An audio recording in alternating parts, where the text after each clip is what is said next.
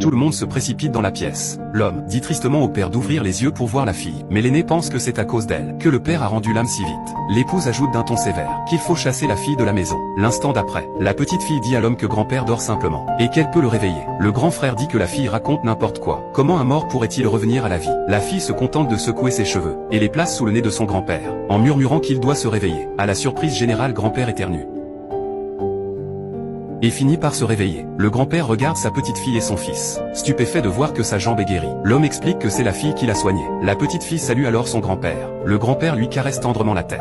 En voyant les vêtements usés de la fillette, il s'excuse auprès d'elle, disant que la famille Xiao l'a maltraitée, puis propose d'exaucer un de ses vœux. À peine a-t-il fini de parler, que sa belle-mère proteste avec colère, lui rappelant que sa fille adoptive est aussi sa petite fille, et qu'il ne doit pas faire de favoritisme. Sur ce, le vieil homme hurla de colère. La famille Xiao ne l'a jamais négligé depuis son enfance. Vont-ils jusqu'à priver une petite fille de son simple souhait? L'aîné intervint alors. Il lui verse une pension alimentaire chaque année. Pourtant la fillette s'habille volontairement en haillons, pour susciter la pitié. L'homme écouta, puis rétorqua furieux: est-ce une manœuvre pour attirer la compassion, ou une véritable misère? Il suffit de demander au majordome. Puis il a interrogé le majordome Shen. Le majordome Shen a déclaré que le fils aîné lui avait ordonné de couper les allocations de la jeune fille. À ces mots, le vieux monsieur a vivement réprimandé son fils. Est-ce qu'il voulait laisser mourir de faim sa propre fille à la campagne? Le fils a tenté de se justifier maladroitement, disant qu'il voulait endurcir la jeune fille, sur quoi le vieux monsieur lui a retiré son titre d'intendant. À ces mots, le couple a immédiatement fait semblant d'être gentil avec la fille. Le grand-père demande à la fillette si elle veut vivre avec ses parents, mais la petite fille répond que son vrai père ne l'aime pas. Elle veut un nouveau papa. Puis elle prend la main de son oncle